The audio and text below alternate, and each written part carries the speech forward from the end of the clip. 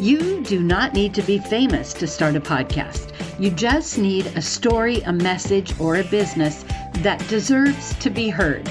Inside Podcrafter, I help women turn their experience into influence with simple podcast tools, real support, and live office hours twice a month. Because podcasting isn't about shouting the loudest.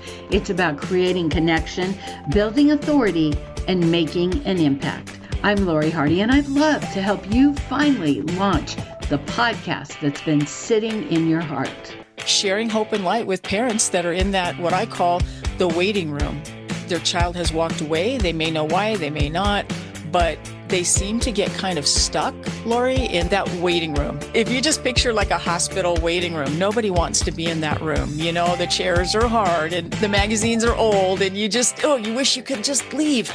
But you can't because somebody you love is on the other side of that door. Has your life, your dreams been interrupted? Good news. It is possible to reinvent our lives. People are doing it every day, and some are brave enough to share the struggles, disappointments, and challenges. If you are looking for a new beginning, a do-over, or to rediscover your passion, maybe even find a new one, then grab a cup of coffee and let's talk. Interrupted, Act 2, Reinventing Your Legacy, with your host, Coach Lori. Welcome, Susan Metzger. Thank you so much, Lori. I'm so glad to be here. It is pretty amazing to talk to you because I got to edit a podcast that you were on. I loved the topic. Now, you are the host of the podcast, Flip Flops and Freedom. That's and right. You have a ministry for parents in the waiting room. So Yes. I want to talk about all of that. And let's talk about where you are now and what you love about it. So tell us about Flip Flops and your podcast and tell us about parents in the waiting room. Okay, great. Well, you know, it's funny, and you're a great inspiration for me, Lori, with your passion about podcasting, but I've always wanted to have a podcast. And it was only in just the last couple of months that I felt like, okay, now's the time. And so I actually put it together pretty quickly, but I love it. I call it Flip Flops and Freedom. That's been my motto for my life for just a long time. I'm all about freedom, time freedom, money freedom, freedom to kind of do whatever I'd like to do. And so that's what the podcast is about. I love bringing hope and light and encouraging people, but I'm doing that around a variety of topics. And one of the topics that I've done, we just launched the podcast, and one of the initial episodes, it's specifically for parents who have estranged adult children who've kind of walked away, won't talk to them, don't want a relationship with them. Unfortunately, my husband and I know that from personal experience. So I've just got a real heart to encourage parents who are going through that. So one of our early podcast episodes is exactly about that. Like you mentioned, that kind of leads me to the other thing that I've been doing just the last few months. And that is just basically sharing hope and light with parents that are in that, what I call the waiting room. Their child has walked away. They may know why, they may not, but they seem to get kind of stuck, Lori, in that waiting room. Like, if you just picture like a hospital waiting room, nobody wants to be in that room. You know, the chairs are hard and the magazines are old and you wish you could just leave. But you can't because somebody you love is on the other side of that door. The parents, we can just feel so just stuck in the waiting room. So I just try to share some tips, some tools, some resources, some hope to let parents know that there is hope and that they can live a full, vibrant life, even if they're in that waiting room right now. I love that. And what I loved about your podcast with Joe Ellen, No Nonsense Nana, was that this happened many, many years ago. And just recently you started talking about it.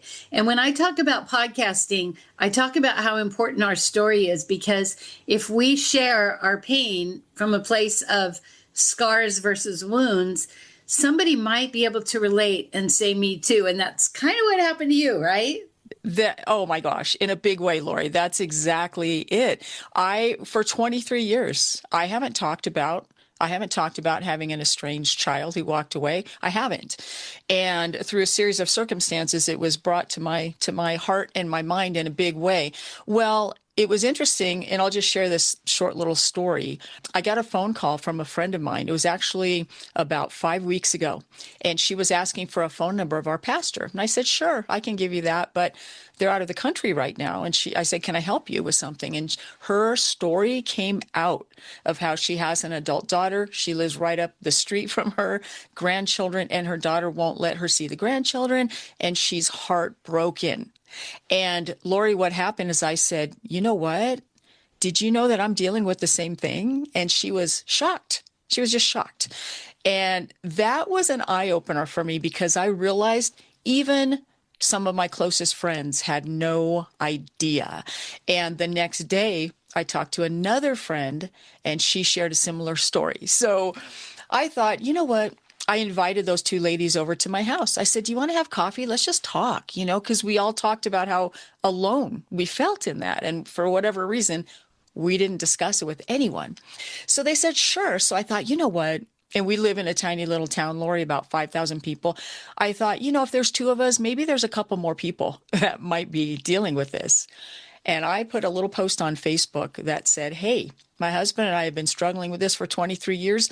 We're just going to get together and talk about it. So if that's you, let me know. As of this morning, almost 1 million people have seen that one Facebook post that I did. It wasn't even a video. It was a little picture of me and my husband saying, hey, we're going to get together. And so that kind of broke my heart. I was glad that so many people saw it and reached out, but there were people around the world saying, whoa, wait a minute, really? Me too. Like you just said, Lori, me too. And so that's what birthed this whole thing just over the last 6 weeks or so. And we had an in-person little get together for people, and it was powerful, and it was intimate. And then we've done an online what we just call a workshop too. And that was really powerful. And so that's why we have an online community of a Facebook group called Parents in the Waiting Room. And just to give you another example of how prevalent this is, a few days ago, we had about 700 people in the group. As of today, we have 1,700 people in the group. And so it's a bigger issue than I would have ever imagined, Lori, or guessed. And that's why I wanted to talk with you, because as an interviewer, I see this. I actually have seen both sides, and I'm not saying one's right or wrong, but there's different reasons. I was interviewing a coach, and one of her comments, I sent you the clip, was, how they teach us to go no contact. Yes. And I was like, wait a minute. It's really become this thing where I want to be respectful of both sides, but also there are, so I've seen kids who have had to estrange from their parents because of abuse, or yes. I've seen where the parents have been abandoned. And one of my dearest friends has not heard from her son in probably as long as you, and it's an adopted son, but that doesn't make it any different. She loved him so much. It is such an epidemic that I believe these conversations have to be had. Whatever side you're on, like, we can be open. When you and I talked, I saw you bridging that gap in a way that it doesn't mean there's like one answer, but maybe for some, they're going to see a day, and maybe some will never see a day. Like, I know when drugs and alcohol are involved, that estrangement is until they get to a place. Yes. Yeah. Can you talk to us about kind of the prevalence on you're seeing of the abandoned parents or the parents in the waiting room? Sure. Yeah, I'll be glad to. And you made some very excellent points. There's no 100% right, wrong. There's your truth, my truth, and probably the actual truth somewhere in the middle. And what we're seeing in our culture right now, as you already referenced, there's just a tidal wave of adult children cutting off their parents or going no contact. It's got a whole vocabulary that comes with it. The parents are narcissistic and they're toxic and they're triggering my trauma and all the things. And again, I'm with you. There are instances of absolute abuse. I'm never talking about that. You get safe, you stay away, 100%. But I'm never talking about that. I'm talking about parents who would love to work out the challenge or the problem or even know what it is in some cases. And so, yeah, so I'm seeing just a lot of like us versus them online. There's a lot of influencers, some therapists, some counselors that are very public about telling adult children, cut them out of your life. What I would love to see, and I think in part because of my Christian faith, but what I would love to see is, less division. Let's talk about forgiveness.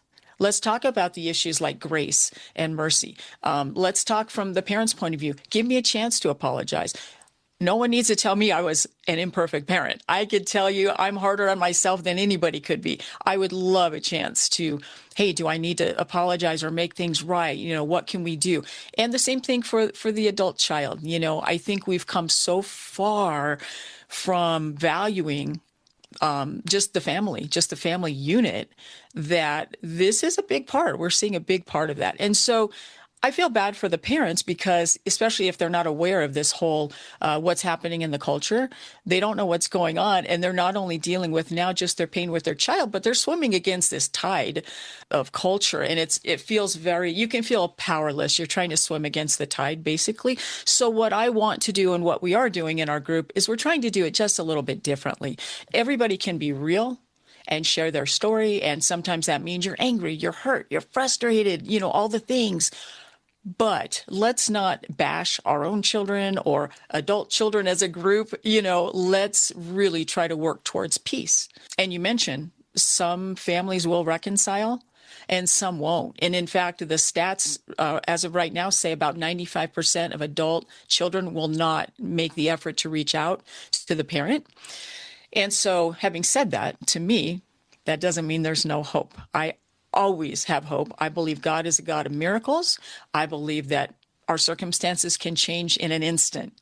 But while we are stuck in that waiting room, let's work on ourselves. I don't want to sit around and bash the adult children. How about what can I do to improve myself? I want to work on me. I want to be a better person. I want to be more forgiving. I want to learn from being stuck in the waiting room. So if my child does come back, I want to be ready. I want to be ready to forgive and ready to love, if that makes sense. That makes so much sense. In fact, one of the things that I was thinking about was, and I may have read this and maybe you and I talked about it, but when we were raising our kids, we had to go ask for help. We had to say, how do you do this? Or how do you get this baby to sleep? Or all the things that we didn't know unless we went to the library or called on a grandparent or a parent. Well, now they have the internet and they know everything. They have access to all these things, so they don't really need us. I think that in a way, that's one thing that I've recognized. For instance, I remember my kids came to visit and we were going to a certain place and I said, oh, you're going to turn here and turn there. They go, we've got it in our GPS. Right. and that was a realization moment of there's something about being a mom where we want to be needed. And we've been taught our whole life that we tell. We share and we tell and we pass down. When they're going, I got this, there's this place where, I found myself going, awesome, I can let go and be free. where sure. I think sometimes I've seen this in some friends where they're like, I've said, do you want to be right or do you want to have a relationship? And I know that that's not the overall thing, but in some cases where the parent is like, this is a different generation and it's hard to accept some of the new things that we see. Yeah, and that's a very good point. And that's one of the reasons I hope to have some of the adult children on the podcast. So let's hear from, okay, what's your reasoning? What's going on here? Because when you think about it, Lori, isn't our goal to raise our children to be independent and capable and competent? And for me, and I mean, we're so blessed to have an amazing relationship with two of our sons, our three grandchildren. To me, it's like when our son got married, we literally sat down and told them, look, we're not going to be those parents or those in-laws that are going to be in your business, in your space, but you need to know we're here. We're here. You need to know. Raise your hand. We want to help. So you have to navigate those things. But for us, for me and my husband in the stage we're in now, it is still about family. There's nothing more important to us for, yes, the support. How about the love? How about the connection? How about our grandchildren who have another layer of family, of people to love on them and teach them? And, there's so many studies that show the value of a grandparent in the grandchild's life. And so what you're talking about, I think it comes back to what is the definition of family. I don't want my kids to feel obligated to do anything for me, anything with me, but I love having that impactful relationship with them and being there for each other and just the fun stuff. How about the campouts and the family barbecues that we've got planned for this weekend and all the things. So yeah, I think it's the very definition of family that we're seeing change before our very eyes. Yeah, that's such an interesting point. And like for me, my kids all live in different states. There's not that same feeling of, when I was raising my kids on a small island, most of the families were around. They were connected and that kind of thing happened. And that's very different. And I think for me, when I hear these women that are going through this, my heart breaks for them. But I also think about how there's so many and things are so different. We only have, like, I remember somebody telling me, oh yeah, I talk to my daughter every day. And I called a young man I worked with and I said, he was the same age as my daughter. And I said, how often do you talk to your dad? And he goes, about every 3 or 4 days. I go, would it be weird to talk to him every day? And he goes, well, no, but not necessary. And I go, oh, okay. Because I was trying to gauge, my kids are really independent. They don't need me, but they want to have a relationship. But when we become empty nesters, it's easy to get needy and then put too much on them. So I think that can be something. And again, I'm not trying to make excuses or anything because this is real. But, I'm looking at just kind of the subcategories of what am I willing to let go of, release in order to have a relationship. Yeah. And I think you make a very valid point. This is something that I've seen online from a lot of the adult children. It's like, could you just let me breathe for a second, please? Could I just have a little bit of space? Yeah, I think that that's a big factor in some of the families, is if I'm constantly, texting, calling, demanding, come out, we have to look at ourselves as parents. We have to let our children grow up and be adults. And for that, it comes back to communication. And I wasn't good about that years ago when all this started in our family. I wasn't good about it at all. But if an adult child has a voice to be able to speak up and say, look, I'm really uncomfortable with this. You're texting me 10 times a day. I'm trying to work or I'm raising the kids or don't have time. It doesn't mean I'm not needed or there's something wrong with me. We have to be able to hear that. For me, I should just speak for me.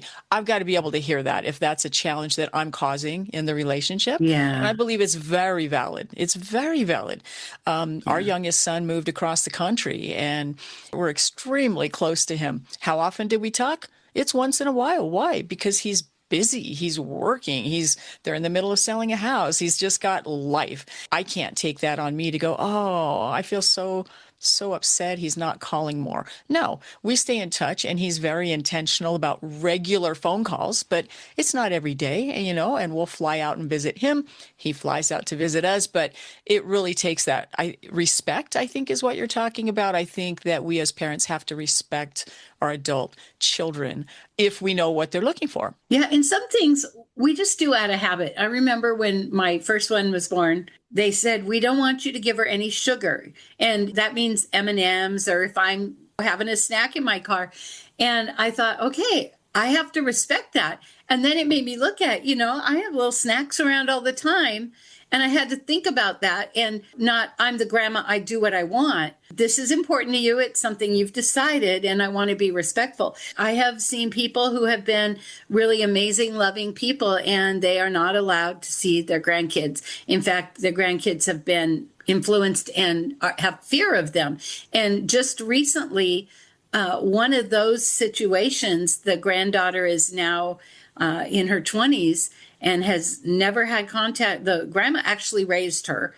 And then till she was 3 or 4. And then the dad remarried and the new mom cut everything off. This grandma got a webpage so she could write notes to the granddaughter and hopefully she'd find them one day. Well, the daughter reached out and said, I want to talk to you. And now they're back in relationship after all these years. In my estimation, the abandonment, the waiting room was so unjust and felt so unfair. And she missed so much. Then I know of people that have crossed every boundary and don't understand why they can't see their grandkids. Yes, exactly. I mean, we can't generalize to cover every situation 100%. But I will say this, the majority of people I have come into contact with are kind of like me. Like, I wish I knew what I did. I absolutely screwed up as a parent. I mean, there's no doubt about it, right? I would love to make it right, but I love my child with my whole heart, and it's breaking my heart. The majority of parents that I deal with or talk to are kind of in that situation where absolutely, let me take responsibility. How can we work through this? And so, and back to your point too, I'm also seeing that there's often a gatekeeper in the situation, whether sometimes it's addiction, as you already mentioned, that's huge for the parents or the children or both, but it's often a new spouse, or maybe it's the other parent of the adult child oftentimes as well. And so what just kind of gets me worked up is when there are nothing but lies being spread about the person, their stories, they're not even true, they're made up, and the children are in the middle. To me, that is abuse far more than anything they're accusing me of as a parent. You know, if you're using a child as a pawn like that, and poisoning them against someone else, it's just teaching your children to do the same. So again, we've got to do things differently. We've got to teach forgiveness and love and respect. Absolutely keep your children safe. If there's a dangerous situation, period, boom, keep them safe, done. But if it's just like one of our comments that we hear all the time is like, well, they didn't like that I was, making them clean their room as a teenager, so now they're telling me that was abuse, or just that kind of a thing that seems to be prevalent. That's concerning to me. And even in situations where even if there was some abuse, or let's say the parent, I have a friend right now, she was going through addiction issues when she was parenting, and I can't imagine how horrible that could have been for her children, right? But guess what? Now that she's come out of that and she's on the other side, she's trying to make things right with her children, and they are her adult children, and they're working with her. They're willing to go, okay, let's look at this. And they're being very cautious, and they're taking things very slowly. And my friend is in full agreement with that. I don't blame you. So, I mean, I've seen the gamut. I just want us to attempt to come from a place of respect, communication, forgiveness, grace, as best we can, right? As imperfect human beings who are hurting, who are angry, who are confused.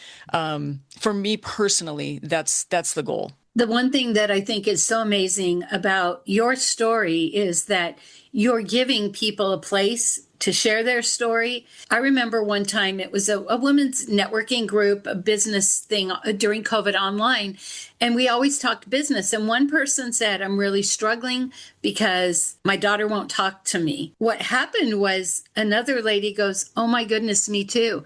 Oh my goodness, me too. And that meeting, we talked about that again. Nobody bashed, because moms don't want to do that. They don't even want you to know that their daughter or their son won't talk to them, because it makes them feel like people are like, what kind of parent does a kid not talk to? So They keep it inside. And the fact that you're giving a place for these people to come and share their story, to be like, oh, I'm not alone, to recognize it's a culture thing that's happening. And I love that you're like, it's an umbrella, but it's not all the same. And I recognize that, but it's giving a place for hope, for healing, for conversation. And really, to me, community is where we heal. So whether the reunification happens or not, it's a place to be seen and heard and not judged. That's so good. And I'll tell you, that's another thing that shocked me when I first just started connecting with more people than just my two friends that this started with, was that, like, I had a business associate and, we knew each other fairly well just through business. And she said to me, I thought I was the only one. I didn't know what was wrong with me. I've been trying to figure out, how am I so broken and how did I screw this up so badly? And so I've heard that literally dozens and dozens of times. I thought it was just me. And we are embarrassed and we are ashamed. And I felt that way long before this whole cultural tide shifted. I just blamed myself. We tend to do that, right? I just thought, wow, I must be, the horrible things they said about me, I must be, I just can't see it, and that is heartbreaking to me too. And so, yes, that is my biggest goal in having this online community, is nothing more than that. I cannot fix this for them. We cannot control what another person does. I don't have all the answers, certainly, but what I can do is say, you're safe here, you're seen. We see you, we hear you, and you can be real and share your story, because like you said, there's healing in that. And this has been helping me as much as anyone else that's joining. I don't feel alone anymore. And when I was early on in my really broken state because of this, I would talk to my friends probably until they were sick of it, but they didn't understand. They didn't get it, because how could they? They would just say things like, oh, forgive and forget, just move on, or, right? We move on from your broken heart. Time heals all wounds. I heard so many things like that. And that's what stopped me from talking to people. And I didn't realize it, but pretty soon, 20 plus years had gone by and I hadn't said a word about our estrangement. And so I think what makes it so unique in terms of grieving, because that's another thing. I hadn't identified what I was going through as grief. It was absolutely grief, but it's not grief that the world recognizes, right? Like, nobody's mailing me Hallmark cards like, I'm really sorry your adult child isn't talking to you, or, dropping off casseroles at my front door. It's like a funeral without a body, in a sense. The professionals call it a disenfranchised grief. I've just always thought of it as a complicated, layered grief. That's what it is. And so, like you mentioned, Lori, we heal in community. Why do we have funeral services? It's not for the person who's gone. It's for those of us who are here. There's healing in that. There's healing in remembering and sharing. And so this estrangement situation, there aren't any societal norms or rituals that we go through, right? So I just feel like there's so much grief involved that we've got to have that community support, and that's in big part what's happening in our online group right now. I love that. If somebody wants to find your podcast, where do they go? They can search Apple, Spotify, basically anywhere, and just search for Flip Flops and Freedom. With Susan, Metzger. If somebody wants to find out about your group or join, is it like open, or do they need to submit a request to join? Yeah, great question. We've got a couple ways they can connect. One is my website, susanmetzger.org. The other is the group. It's called Parents in the Waiting Room. And so they can simply search Parents in the Waiting Room, and they do have to answer a couple of questions to join. And the reason that I'm doing that specifically is because this is a group only for estranged parents. And unfortunately, part of what's happening in our culture right now is that estranged parents who do speak up are getting attacked. They're being vilified. And I'm seeing that on my personal Facebook profile. But this group needs to be a safe space. And so that's why I ask people, just give me one or two sentences. What brought you here?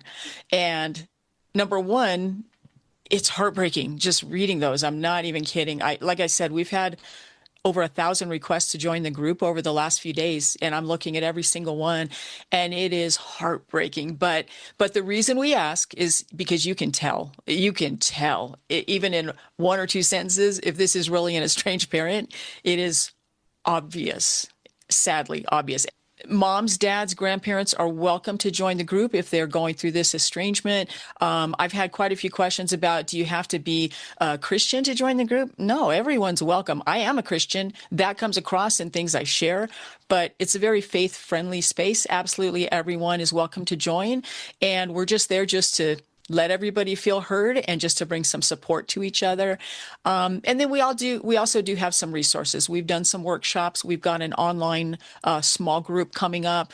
So all of that will be announced in the group as well. I love that. I love the work you're doing. And I'm sad that it has to be done, but I have been hearing it everywhere all the time. Wherever I go, some little hint of, we're not talking right now. Or it sounds like maybe the ones that are choosing to not talk have support, have counselors maybe. But, if they need support too, there's places for them. But I think this division, I would just love to see these gaps be bridged because families need each other. We need each other. If we can, all be humble, both sides be humble. I know a person who's a forgiveness coach. You might want to interview her. Her name's Brenda Reese. There's a thing about forgiveness that I don't want to let them off the hook. But forgiveness is about freedom, and it's about letting yourself off the hook. And as you mentioned, I made mistakes as a parent. I'll be the first one to admit it, that I've made mistakes. I hope that my kids forgive me, and I hope that, we can move on past that. But I think that just being humble enough to say, I was wrong, you forgive me. I think that comes pretty easy to the suffering parent because they want relationship. Yes. And that's one of the topics that we actually cover quite a bit in the group is forgiveness. And I would love to connect with your friend. But yeah, because here's my viewpoint. Forgiveness is often easy if someone comes and apologizes, and especially if you see a change in behavior, right? What about when they don't? What about when you don't see any change? What about when they haven't apologized? Should we still forgive? Well, I believe it's a hard yes, because what you mentioned, it's a lot more about us. And for me, my relationship with God than it is about the other person. Oftentimes forgiveness and reconciliation can come together. And I think we all, as parents, we probably all want that. I know I do. But that's part of what happens in the waiting room is we've got to get through that process of, should I forgive? Can I? How do I do that? It keeps coming up again. I don't know. And so we've got some tools to help people with that as well. I love that. This has been so great. And I really want to do a follow-up down the road because I know you have some big things coming up. But in the meantime, with all these things, I feel like it's new, but not new for you. It's just kind of the talking that's new. What is it that you really want us to know? Gosh, if I were just sitting across the couch from a parent who's going through this right now, there's so many things I would say. But I think overall, I would say one thing to them to begin with, and it's that you are not alone. It's just simply, you are absolutely not alone. You're not the villain in your child's story. Your story's not over. God's not done working with you, with me, with our children. Your story hasn't ended. This rejection that you're dealing with, it is not the end of your story. It is a painful part of your story, but it's not your entire story. That waiting room, that's not where your story ends. It's where the healing can really, truly begin. There can be a lot of positives. There can be a lot of work God can do in me if I'm open to it in the waiting room. But yeah, I believe strongly in living a whole, happy, healthy life, regardless of a broken relationship. I would ask them to stay close in our community, and let's all work towards that goal and just share hope and light with one another. Thank you. Thank you, Lori, for having me on. And thank you for being willing to talk about this topic because, like you said, it's just so needed. It's just so necessary. And I think these conversations you host are really impactful. Thank you for that. If you love this podcast, here's a big ask.